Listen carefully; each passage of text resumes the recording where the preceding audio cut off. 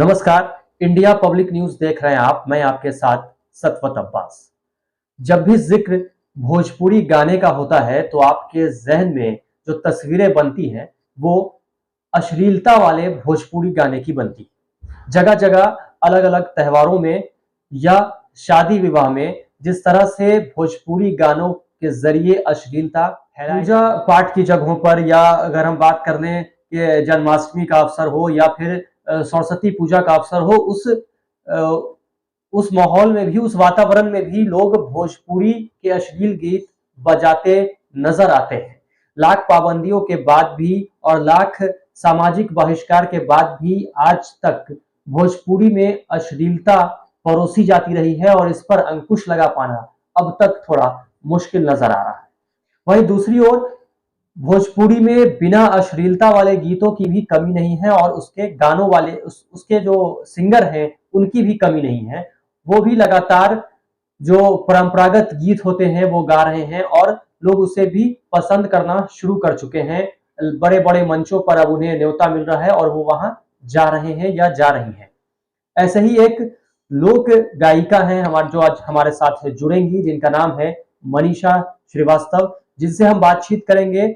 अलग अलग मुद्दों पर उनसे बातचीत होगी, भोजपुरी में अश्लीलता को लेकर भी बात होगी, साथ ही उनका भोजपुरी सिंगिंग का जो ये सफर रहा उन्होंने कैसे तय किया, इस पर भी बातचीत करेंगे। साथ ही ये जानेंगे कि भोजपुरी में आखिर अश्लीलता कब खत्म होगी और उसे खत्म करने के लिए आखिर क्या पहल करनी होगी जो अब तक सामाजिक स्तर पर नहीं हो पाई। बहुत बहुत स्वागत है मनीषा श्रीवास्तव जी आपका हमारे चैनल इंडिया पब्लिक न्यूज पे। बहुत बहुत धन्यवाद आपका और सभी दर्शकों को मैं मनीषा श्रीवास्तव प्रणाम करती हूँ। पहला सवाल यही कि एक तरफ बिहार में जिस तरह से भोजपुरी बोली जाती है, काफी लोकप्रिय वहां की भाषा है। दूसरी तरफ वहां के गानों में जिस तरह से अश्लीलता परोसी जा रही है और दूसरी तरफ मनीषा श्रीवास्तव है जो लगातार उस अश्लीलता के खिलाफ भी है, साथ ही अपने गीतों से वो प्रस्तुत कर रही हैं कि सिर्फ अश्लील गाना ही नहीं, अच्छे गाने गाकर भी लोगों के बीच फेमस हुआ जा सकता है। और उसका नतीजा है कि आज आपकी लोकप्रियता बिहार ही नहीं पूरे देश में बढ़ती जा रही है। जगह जगह से आपको बुलावा आ रहा है, आप वहां जा भी रही हैं। कितना मुश्किल था एक तरफ अश्लीलता और दूसरी तरफ अडिग होकर अपने अपने लिए और अपने जो पूरा समाज है उसके प्रति समर्पित होना और यहाँ तक पहुंचना। देखिए कोई भी क्षेत्र हो, खास करके लड़कियों के लिए बहुत चुनौतीपूर्ण होता है। और शुरुआती दौर में अभी तो सभी लोगों ने लोकगीतों को एक्सेप्ट किया, भोजपुरी में अच्छे कंटेंट को एक्सेप्ट करना शुरू किया और आज एक बहुत बड़ा दर्शक का समूह बन चुका है। लेकिन शुरुआती दौर में मैं 2007 और 8 की बात बता रही हूँ। उस समय मैं मंच पे झूमर गाती थी, कजरी गाती थी, सोहर गाती थी। तो कुछ लोग, सभी लोगों को तो नहीं कहूंगी, लेकिन कुछ लोग डिमांड करते थे कि कुछ चटक गाइए, कुछ मॉडर्न गाइए। ये सारी चीजें तो हम अपने घर में सुनते आ रहे हैं। उसके बाद थोड़ा सा मन बनाया कि नहीं, थोड़ा और प्रयास करके देखते हैं इसमें, क्योंकि कुछ लोग तब भी पसंद करते थे लोकगीतों को, क्योंकि लोकगीतों का जो माधुर्य होता है वो एक अलग ही होता है।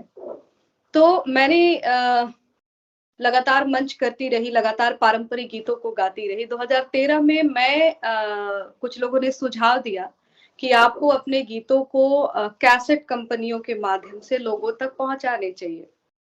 तो मैं कैसेट कंपनी के पास गीत लेकर के गई, पूरे खर्चा लगवा करके मेरे पिताजी ने पहली बार एक एल्बम तैयार करा था।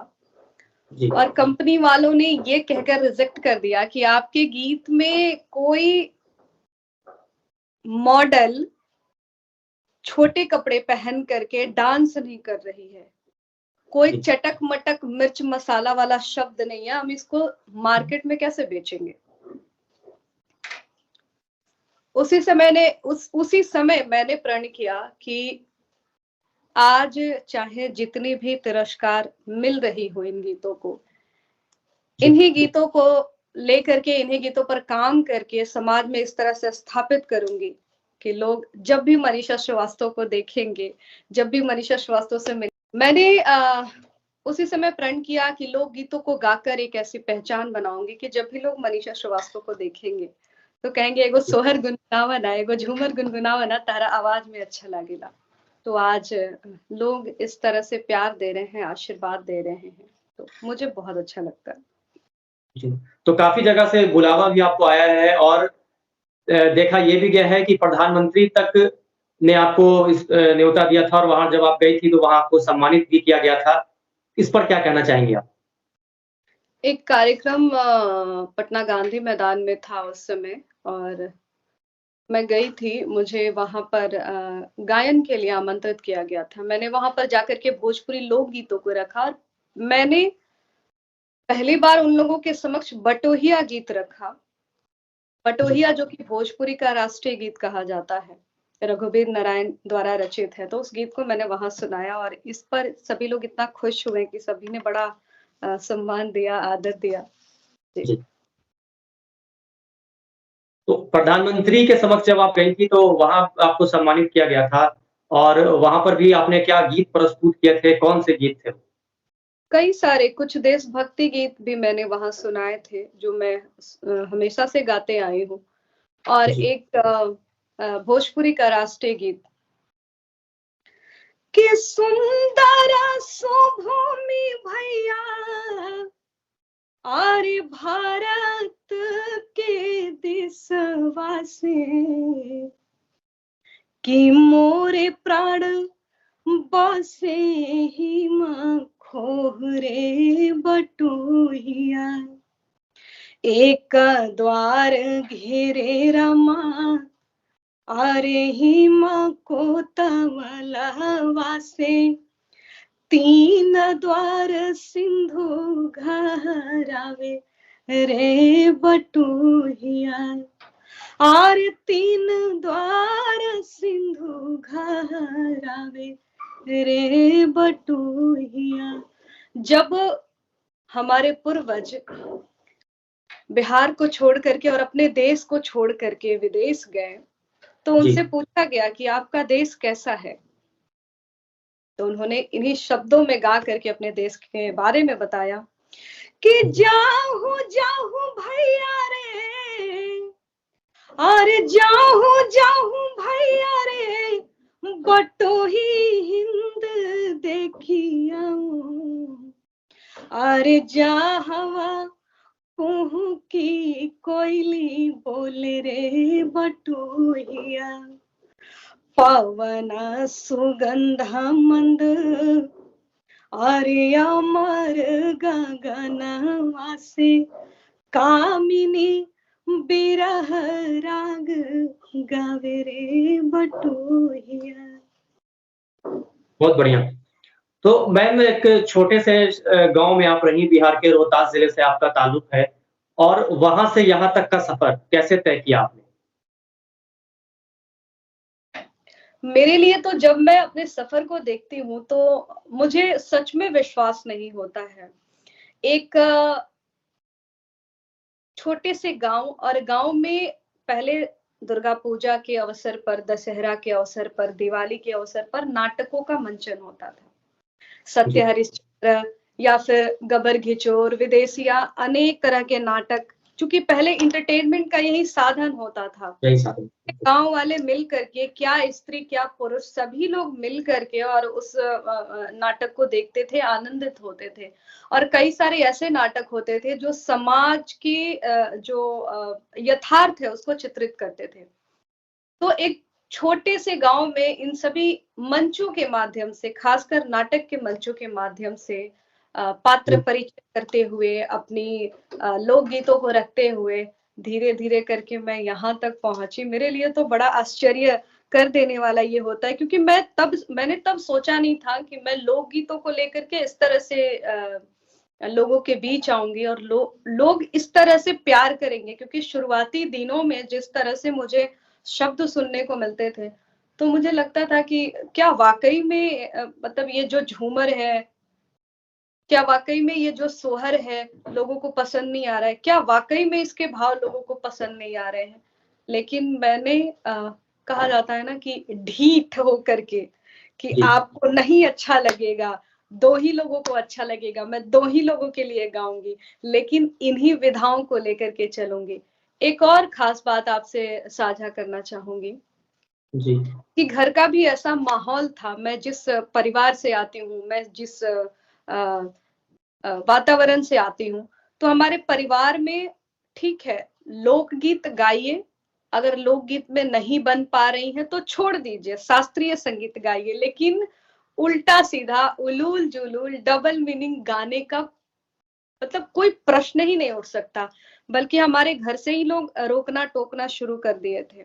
संगीत में जी। ही आने नहीं देना चाहते थे, तो वो डबल मीनिंग गाने क्या गाने देंगे। तो मैं अपने परिवार वालों को भी बहुत आभार, बहुत धन्यवाद देना चाहूँगी कि उन्होंने मुझे अच्छे रास्ते पर जाने के लिए प्रेरित किया। जी। स्कूली शिक्षा आपकी कहाँ से हुई और फिर उसके बाद ये पटना तक का सफ़र कैसा रहा और कैसे-कैसे मंज़िलें आई और उसको आपने तय किया?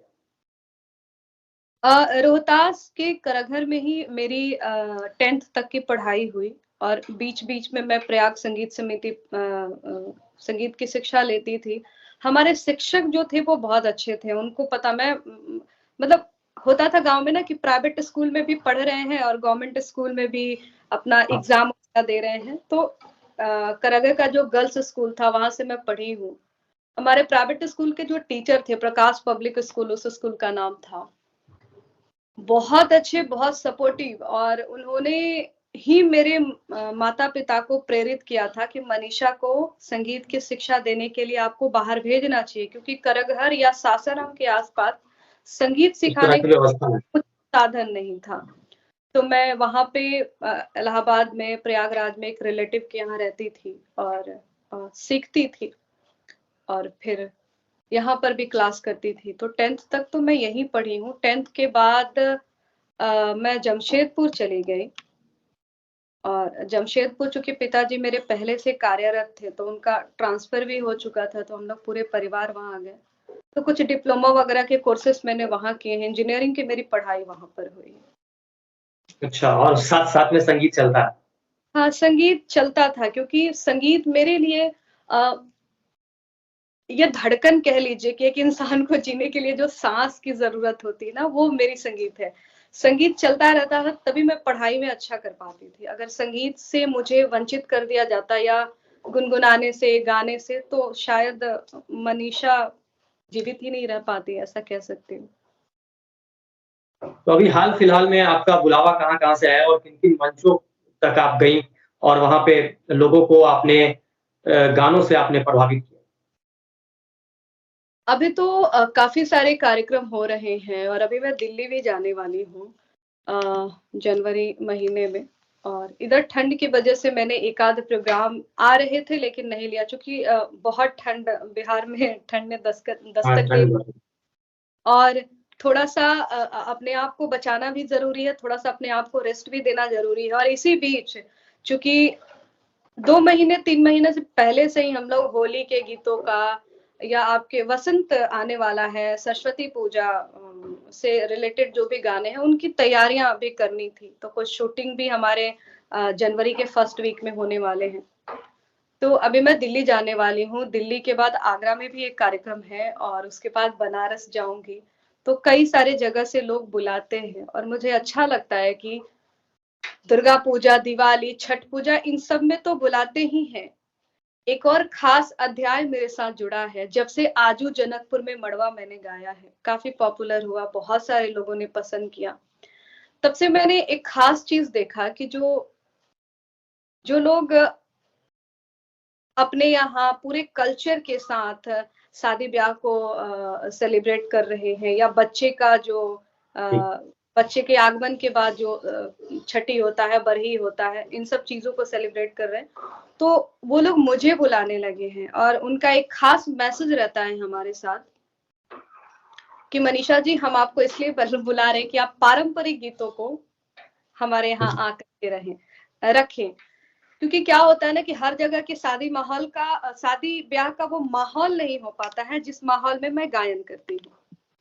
बिल्कुल। तो वहाँ पर उचित माहौल मिलता है जहाँ लगता है कि जहाँ के लोग एकदम खानदानी है, एकदम कल्चर से जुड़े हुए हैं, अपनी संस्कृति सभ्यता से जुड़े हुए हैं। तो वहाँ मैं जाती हूँ और बच्चे का जन्म हो, शादी का समय हो या फिर आपके कई सारे ऐसे घरेलू कार्यक्रम भी होते हैं जिसमें मैं जा रही हूँ। तो कहीं न कहीं जो एक परंपरा थी और वो खत्म होती जा रही थी, उसको आपने जीवित किया है। कैसा आपका अनुभव रहा और कैसा महसूस होता है कि वो परंपरा फिर से लौट आई?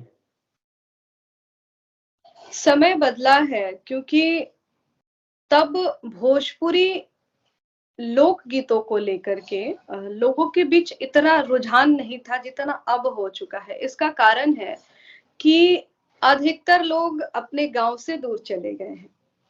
बिल्कुल। अब उन्हें शादी-ब्याह देखने को नहीं मिलता है, शादी-ब्याह होता भी है तो अब विदेश में कोई रह रहा है तो बहुत ज़रूरी है, तो कोई एक सदस्य आकर के शादी अटेंड करता है। इस तरह के कल्चर अब होने लगे हैं, तो लोग अपनी संस्कृति से दूर जा रहे हैं, सभ्यता से दूर जा रहे हैं, अपनी परंपरा से दूर जा रहे हैं और ये सब चीज़ें सुनने को नहीं मिल रही है। तो अब लोग चूँकि गाँव की तो याद आएगी, माँ की याद तो आएगी, मिट्टी की याद भी आएगी और जो बिल्कुल। हमारे लोकगीत है उनकी याद आएगी। तो लोग सोशल मीडिया के माध्यम से, यूट्यूब के माध्यम से, फेसबुक के माध्यम से उन सब गीतों को खोज रहे हैं, जो उन्होंने बहुत पीछे छोड़ के आया है। तो बिल्कुल। अच्छा लग रहा है कि अब लोग जागरूक हो रहे हैं और कई सारे ऐसे लोग जो अ, अच्छी चीज़ों को लेकर के बोलते नहीं थे, वो मुखर हो रहे हैं और वो ये चीज़ एक्सेप्ट कर रहे हैं कि भोजपुरी में ना सिर्फ अश्लील एक 1-2 दशक तक भोजपुरी अश्लील गीतों का ही बोलबाला था, लेकिन अभी का समय बदल चुका है। लोग अच्छे गीतों को सुन रहे हैं, अच्छे गीतों को प्रोत्साहित कर रहे हैं। जी। तो मनीषा जी, आप लगातार अलग-अलग पर्वों को लेकर और अलग-अलग जो तिथियाँ हैं, उसमें जो स्पेशल दिन है, उसको लेकर आप गाना बनाती रही हैं, गाना गाती रही हैं। अभी बहुत समय बाद जिसका इंतज़ार लोगों को था, राम मंदिर बन रहा है। तो क्या इसको लेकर कुछ आपने गाया है या लिखा है? और आप वहाँ कब जा रही हैं? क्या वहाँ का कोई न्योता आपको मिला है? अ, अभी तक श्री रामचंद्र जी का बुलावा नहीं आया है। लेकिन इस तरह के जब भी देखिए लोक कलाकार जो होता है ना वो सर्वव्यापी होता है और मुझे लगता है कि एक लोक कलाकार को हर तरीके से हर बिंदु पर जी। अपने माध्यम से बोलना चाहिए, मुखर होना चाहिए और लोगों के बीच रखना चाहिए। तो कई सारे ऐसी चीज़ें देश में हो रही है और हम सभी के लिए और ये सनातन धर्म का बहुत बड़ी जीत है कि जिसका मतलब बरसों से इंतज़ार कई सारे जी। लोगों ने अपने प्राणों की आहुति दी, कई सारे लोगों ने इसके लिए जेल गए, क्या कुछ नहीं हुआ और बिल्कुल। जो रामलला टेंट हाउस में आप समझ सकते हैं कितनी ये राजमहल से निकाल करके किसी को झोपड़ी में रखिए। और ये आज देश को सौभाग्य मिल रहा है कि रामलला पुनः राजमहल में विराजमान होंगे। तो ये देश के लिए बहुत ही गौरव का क्षण है और मैं गीत तो लिखती नहीं हूँ, मैं पारंपरिक गीतों में से ही चुनती हूँ क्योंकि पारंपरिक गीत में हर रस्म के लिए, हर समय के लिए गीत बने हुए हैं। जी। तो अयोध्या किस तरह से किस तरीके का है, अभी जो राम मंदिर का निर्माण हो रहा है, वो कैसा है? एक मैंने गीत तैयार किया है और 11 जनवरी को मैं लॉन्च करने वाली हूँ उसको यूट्यूब उसकी पर। 1-2 लाइन गुनगुना दीजिए पहले से। अ, पहले से गुनगुनाना थोड़ा-सा मेरे लिए मुश्किल है क्योंकि आजकल क्या होता है ना, कि आजकल कंटेंट बहुत जल्दी हाँ, लीक हो चूड़ी। जाता है, तो इसलिए पर एक पारंपरिक गीत जो कि अवध में खूब गाया जाता है और राम मंदिर का जो भव्य उद्घाटन हो रहा है, इस उद्घाटन के लिए ये सबसे सुंदर और सबसे परफेक्ट गीत है, जो कन्याओं को जब वहाँ पर शादी-ब्याह होता था, तो जब वो जोड़े में हो जाती थी, तो उनको आशीर्वाद के रूप में गाया जाता है। एक विवाह गीत भी कह सकते हैं।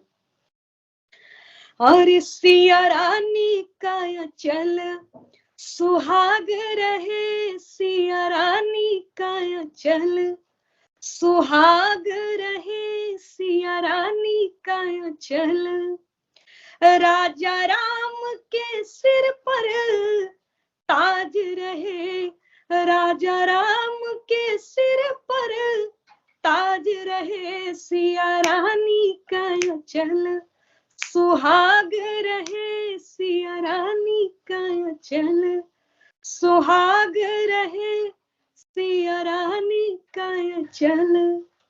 और जो मेरा जो गीत मैं 11 जनवरी को लेकर के आ रही हूँ, आपसे भी आग्रह करूंगी कि उस गीत को अपने चैनल के माध्यम से लोगों तक बिल्कुल, दिखाएं बिल्कुल। कि किस तरह से अयोध्या है। पहले त्रेता युग में जिस तरह से राम राज्य की स्थापना हुई थी, वही कल्चर, वही सभ्यता, वही संस्कृति चलती आ रही है, और किस तरह से अभी भी अयोध्या में वो संस्कृति कायम है, इस गीत पे आपको सुनने और देखने को मिलेगा। बिल्कुल। मनीषा जी, जिस तरह से अश्लीलता थी और एक तरफ परंपरा वाला वो गीत जो लेकर आप आई हैं, कुछ तो उससे असर पड़ा है और असर देखा जा रहा है, अब लोगों में जागरूकता आई है और वो जो भोजपुरी में अश्लीलता थी उसका लगातार बहिष्कार वो कर रहे हैं। तो क्या लगता है कितना समय और लगेगा पूरी तरह से अश्लीलता खत्म हो जाए भोजपुरी से? देखिए, खत्म होने की बात तो जहां तक मुझे अभी मैं वैसा कुछ समझ नहीं पा रही हूँ, लेकिन भोजपुरी में अभी और काम करना होगा। कलाकार काम कर रहे हैं, यूट्यूब चैनल के माध्यम लोगों को से, जागरूक होना। सोशल मीडिया के माध्यम से आप जाएंगे तो कई सारे आपको कलाकार मिल जाएंगे, और नए नए यूथ इसमें जुड़ रहे हैं जो कि अच्छे कंटेंट को लेकर काम करे, भोजपुरी में अच्छे अच्छे गाने गा रहे हैं, ऐसे गीत जो आप पूरे परिवार के साथ बैठकर सुन सके। लेकिन समस्या यहाँ क्या हो रही है कि जो मीडिया वर्ग के लोग हैं या फिर जो कुछ संस्थाएं बनी हुई हैं, वो इन गीतों का प्रचार प्रसार नहीं करती है। कोई यह नहीं बताता है कि भोजपुरी में इतना सुंदर एक गीत मनीषा श्रीवास्तव लेकर के आई हैं। कोई ये नहीं बताता है कि अब्बास जी भोजपुरी लोकगीतों को लेकर के इतना अच्छा एक इंटरव्यू कहिए, एक साक्षात्कार कहिए, प्रयास कर रहे हैं। लेकिन सोशल मीडिया पर आप देखेंगे तो बहुत सारे आपको यूट्यूबर ऐसे मिल जाएंगे जो गंदे गानों का स्क्रीनशॉट लेकर के और उसके लिंक को लेकर के पोस्ट करते हैं कि फलाने सिंगर का कितना गंदा, कितना घटिया गाना आया, इसका विरोध कीजिए। विरोध करने का ये कतई माध्यम नहीं है। आप विरोध नहीं बल्कि उस गीत का और प्रचार कर रहे हैं। जिन्हें पता भी नहीं है कि भोजपुरी में अश्लीलता है, आप उनको भी चिल्ला चिल्ला कर बता रहे हैं कि भोजपुरी में अश्लीलता है, भोजपुरी में अश्लीलता है, भोजपुरी में अश्लीलता है। कोई संस्था, कोई व्यक्ति विशेष इस बात को प्रचार प्रसार नहीं कर पा रहा है कि भोजपुरी में अच्छे कंटेंट बन रहे हैं। तो जब तक अच्छे गीतों का प्रचार प्रसार नहीं होगा, ठीक है, यूट्यूब पर मनीषा श्रीवास्तव आजू जनकपुर में मड़वा लेकर के आई, 15 लाख लोगों ने देखा, इंस्टाग्राम पे ट्रेंड हुआ। तो ये मेरी निजी मेहनत है। किसी ने एक भी स्क्रीनशॉट लेकर के पोस्ट नहीं किया। जो लोग हमारे से जुड़े हुए हैं कि मनीषा का आजू जनकपुर में मड़वा, अरे इतना लोगों ने प्यार दिया, इतना आशीर्वाद दिया, इस तरह से लोकगीत इंस्टाग्राम पे ट्रेंड कर रहा है, ये बताने वाले कोई नहीं है। और जब तक यह काम प्रयास नहीं नहीं होगा, तक ऐसा नहीं होगा, तब तक मुझे नहीं लगता है कि भोजपुरी या किसी भी लोक भाषा से, सिर्फ भोजपुरी नहीं, और भी बहुत सारी ऐसी लोक भाषाएं हैं जिनके संस्कृति का पतन हुआ है, और उसमें भोजपुरी भी है, प्रमुख रूप से है। तो लोग काम कर रहे हैं, लेकिन मीडिया वाले को भी ये बताना होगा। आप देखते होंगे, मुझे बड़ा अजीब लगता है, कई सारे ऐसे यूट्यूबर हैं, कई सारे ऐसे पत्रकार जो अपने आप को पत्रकार कहते हैं, जो अच्छे हैं वो तो हमेशा लोकगीतों को प्रमोट करते हैं। कई सारे लोग हैं जो पर्सनली मुझसे भी जुड़े हुए हैं, लेकिन कुछ ऐसे आजकल फेसबुक और यूट्यूब पे पत्रकार आ गए हैं जो गंदे गंदे गाने पर रिव्यू करते हैं। क्यों? क्योंकि उन गानों पर उनको व्यूअर बहुत मिलते हैं। कभी आपने किसी अच्छे गाने का रिव्यू अगर देखा है तो आप मुझे बताइए। ना सिर्फ मनीषा श्रीवास्तव, मैं ये नहीं कहती हूँ कि मनीषा श्रीवास्तव अच्छा काम करें तो उनके गानों को रिव्यू कीजिए। बहुत सारे ऐसे कलाकार हैं, आपको जिनको पसंद है, जिनकी कंटेंट अच्छे लग रहे हैं, उनका रिव्यू।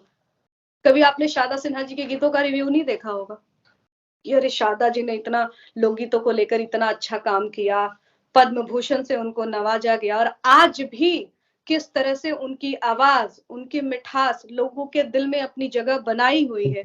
कभी आपने इन गीतों पे रिव्यू, शादी ब्याह का मौसम चल रहा है, कभी शादी ब्याह के गीत पे रिव्यू नहीं आपको देखने को मिला होगा। पर भोजपुरी में गंदा है, भोजपुरी में अश्लीलता है, इन सब चीजों का तो पता नहीं सोशल मीडिया पे क्या ही हो रहा है। बहुत-बहुत धन्यवाद मनीषा जी आपका हमारे चैनल इंडिया पब्लिक न्यूज़ से बातचीत करने के लिए। बहुत-बहुत आभार आपका भी और आपकी पूरी टीम को, इंडिया न्यूज़ पब्लिक देखने वाले सभी दर्शकों का बहुत-बहुत आभार कि उन्होंने इतना प्यार दिया, इतना आशीर्वाद दिया। और जो लोग लोकगीतों से जुड़े हुए हैं, लोकगीतों को सुनना चाहते हैं, पसंद करते हैं, कहीं न कहीं उसके दिल में उनके दिल में अभी भी लोकगीतों को लेकर के एक विशेष स्थान है। तो वो लोग मनीषा श्रीवास्तव यूट्यूब चैनल पे जा सकते हैं, वहाँ उनको लोकगीतों का ढेर सारा कलेक्शन मिलेगा और हर रंग के गीत, हर अवसर के गीत, हर विधा के गीत वहाँ उनको सुनने को मिलेगा। तो एक बार सभी दर्शकों से आग्रह करती हूँ कि गीत को सुनिए और ढेर सारा प्यार आशीर्वाद दीजिए। प्रणाम। बहुत-बहुत धन्यवाद।